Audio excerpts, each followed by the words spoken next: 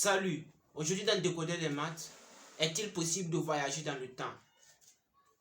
C'est le but de cette vidéo d'aujourd'hui, c'est de discuter sur le voyage dans le temps.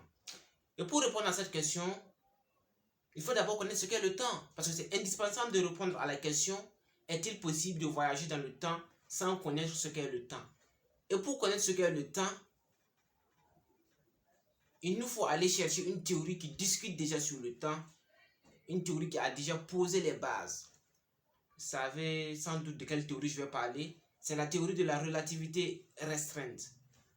La théorie de la relativité restreinte est une théorie de la structure de l'espace-temps. Cette théorie nous apprend ce qu'est le temps. Et je précise, je dis bien que c'est une théorie de la structure de l'espace-temps et non une théorie de la nature de l'espace. Parce que, si vous avez remarqué, dans toutes mes vidéos, je montre que la nature est différente de la structure. Voilà.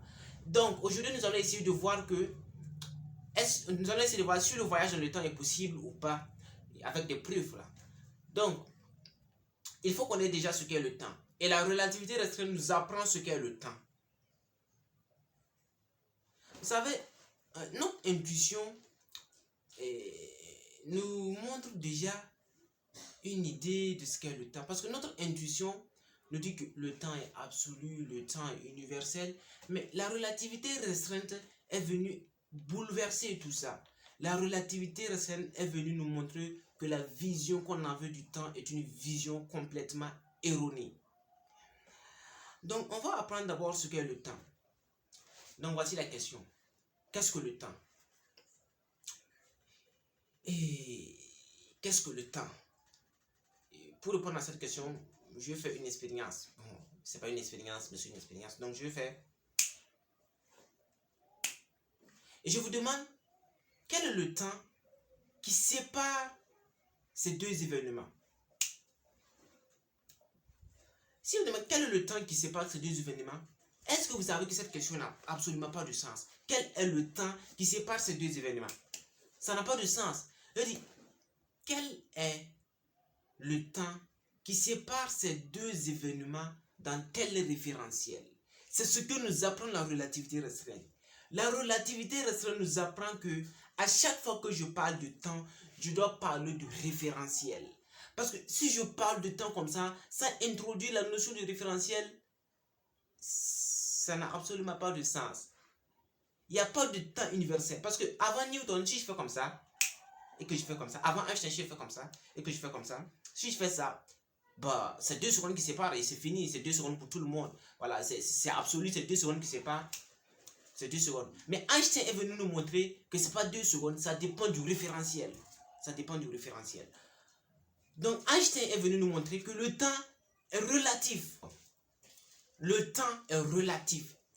Ce que nous apprend Einstein, c'est que on ne doit pas écrire que delta t égale delta t prime égale à delta t. C'est pas ce qu'on doit écrire, mais que delta t prime égale à delta t sur racine de 1 moins v carré sur c carré. C'est ce que nous apprend Einstein. C'est ce que nous dit dans sa théorie de la relativité restreinte. Il nous dit que c'est ça le temps. Ce que tu vois au tableau là, c'est ça la vraie définition du temps. C'est avec cette définition, on va essayer de voir si c'est possible de voyager dans le futur, si c'est possible d'aller dans le passé et si le présent même existe. C'est avec cette définition du temps qu'on va réfléchir aujourd'hui. Donc, ça nous dit qu'ici, on a un référentiel R' et là, on a un référentiel R. Et que, tu vois qu'ici, il y a une vitesse. On a une vitesse V, on a une vitesse ici, petit c. Voilà, petit c, normalement, si je fais référence à l'histoire, je devais écrire grand V. Parce que Einstein lui-même, il n'a pas écrit petit v. Et il n'a pas écrit petit c, il a écrit grand V. Et dans sa théorie de la relativité restreinte, en tout cas dans tous les documents que moi j'ai lu, et ce qu'on dit c'est qu'il a utilisé grand V, voilà, pour désigner la vitesse de la lumière. Donc je ne sais pas si je devrais écrire grand V, mais bref, ça c'est pas important. Donc ici, j'ai delta t prime égale à delta t sur racine de 1 moins v carré sur c carré. Qu'est-ce que ça veut dire? Il faut comprendre ce que ça veut dire. Ça veut dire que le temps dépend de la vitesse. Ah bon? Parce que nous, on ne savait pas que le temps est dépendant de la vitesse. Le temps dépend de la vitesse. Le temps dépend de la vitesse. Avec cette théorie, Einstein veut te dire que si on a une personne qui est dans un train et que cette personne se déplace, elle a une horloge, voilà, qu'elle fait référence, une horloge. Si cette personne se déplace et que moi je suis à l'extérieur du train, voilà, je suis là, j'observe le train passer et la personne elle est dans le train, voilà, elle est dans le train, elle est assise dans le train, donc elle voit qu'elle est immobile dans le train, cette personne, et moi je suis dehors, je vois cette personne passer. Alors, si cette personne regarde sa montre et que moi qui suis à l'extérieur du train, je regarde ma montre, normalement, l'aiguille de la montre ne doit pas pointer sur la même heure. Non, non, non, non, non. C'est-à-dire que l'aiguille de la montre, l'aiguille de la montre de cette personne qui est dans le train et l'aiguille de moi, ma montre, les deux ne peuvent pas même pas pointer sur 7,7. Non, non. Même si c'est ce qui se passe réellement, c'est parce que la vitesse de cette personne-là, et la vitesse du train est vraiment inférieure à la vitesse de la lumière. Est négligeable devant la vitesse de la lumière. Sinon, en réalité, quand une personne a une vitesse, ce qui se passe, c'est que le temps ralentit sur cette personne. C'est ce qui se passe.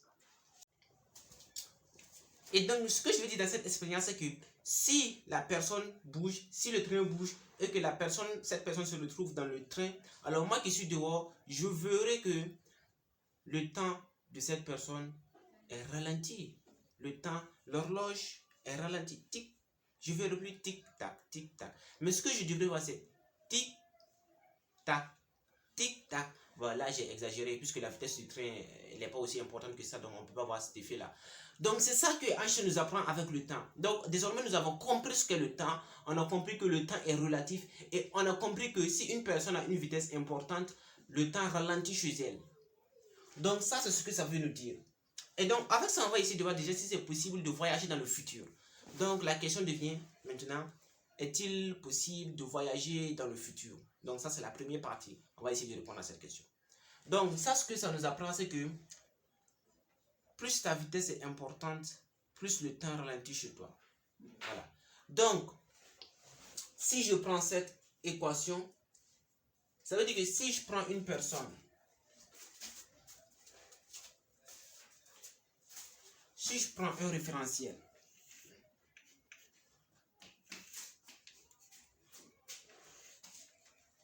que je mets, bon, ici Z, ici Y comme ça, ici X, ici O. Ça, c'est le référentiel associé au train. Ce référentiel, je prends un autre référentiel, voilà, je prends un autre référentiel, je ne sais pas si on voit, je prends un autre référentiel.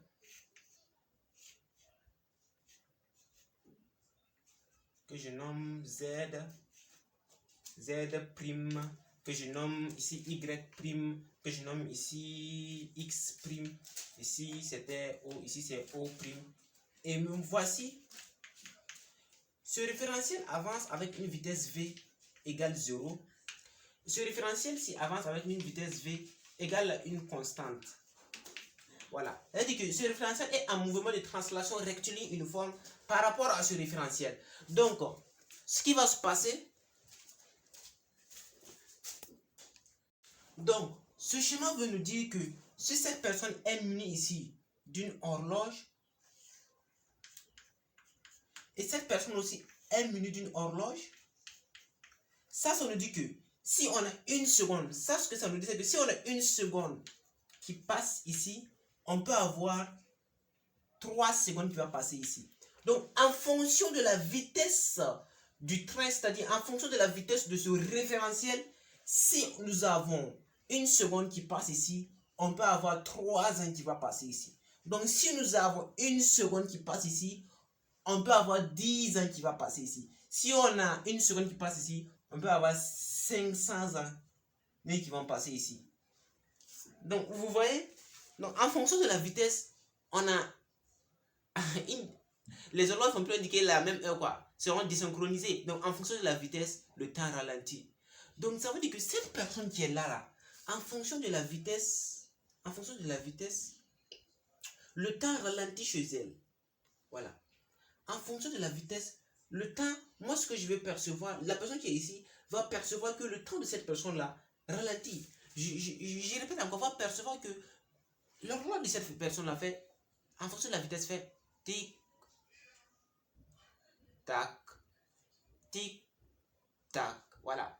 En fonction de la vitesse, ce que cette personne va percevoir. Je précise, je ne dis pas que cette personne-là va percevoir son horloge ralentie. Je ne dis pas ça. Je dis que la personne qui est ici, en fonction de la vitesse de ce référentiel-là, la personne qui est là va voir l'horloge de cette personne-là qui fait tic, tac. Voilà, ralenti quoi.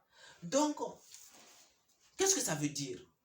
Ça veut dire que cette personne qui est là a voyagé, elle a voyagé dans le futur. Elle a voyagé dans le futur. Donc cette personne-là, elle a voyagé dans le futur. Et comment elle a voyagé dans le futur? Qu'est-ce que ça veut dire? Ce que je veux dire, c'est que si ces deux personnes-là se croisent, si ces deux personnes-là se rencontrent encore, cette personne-là peut avoir 10 ans de plus sur son âge, alors que cette personne-là aura tout simplement 1 an de plus ou bien 1 seconde de plus sur son âge. Donc, vous voyez que quand les deux vont se rencontrer, la personne qui est ici, elle a voyagé dans le futur de cette personne. Parce que quand ils vont se croiser, il y en a un qui aura des cheveux blancs. Oui, oui. Il y a un qui aura des cheveux blancs. Certes, ça dépend de la vitesse. Voilà, je précise que ça dépend de la vitesse. Donc, quand ils vont se croiser, il y en a un qui aura des cheveux blancs. Donc, cette personne-là, elle a voyagé dans le futur de cette personne. Et pourquoi ça? J'explique encore. Parce qu'à cause de sa vitesse, cette personne perçoit le temps ralenti. Le temps de cette personne sera ralenti. Voilà. C'est ce qu'elle va percevoir. Bon, au lieu de parler comme ça, je vais nommer ici cette personne-là. Je dis qu'on a A. Et là, on a B. Voilà. Donc, B verra le temps de A ralentir.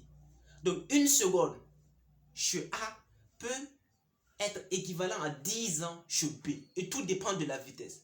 Donc, ce qui veut dire que A peut voyager dans le futur de B. Donc, la conclusion, c'est quoi? Et la conclusion, c'est qu'il est possible de voyager dans le futur. Parce que si tu as bien compris ce que je veux dire, c'est que la vitesse te permet de voyager dans le futur. Ah ouais. Ouais. La vitesse te permet de voyager dans le futur. Donc, cette personne A, à cause de sa vitesse, elle a voyagé dans le futur de cette personne B. Vous voyez? Donc, c'est vraiment contre-intuitif.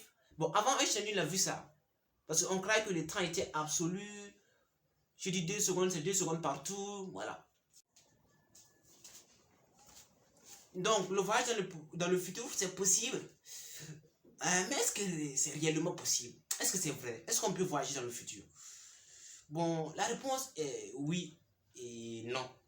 Et pourquoi non? Parce que, tu vois, dans tout ce que j'ai fait, dans toutes les explications que j'ai fait, je te dis que tu peux voyager dans le futur de la personne B. Si tu es A, tu peux voyager dans le futur de la personne B. Mais tu ne pourras jamais voyager toi-même dans ton propre futur. Puisque, pour le faire, il faut avoir une vitesse par rapport à toi-même. Il faut que tu aies une vitesse par rapport à toi-même. Et comme tu ne pourras jamais avoir une vitesse par rapport à toi-même, tu ne pourras jamais voyager dans toi-même ton propre futur. Non, c'est impossible. Tu ne pourras jamais avoir une vitesse par rapport à toi-même.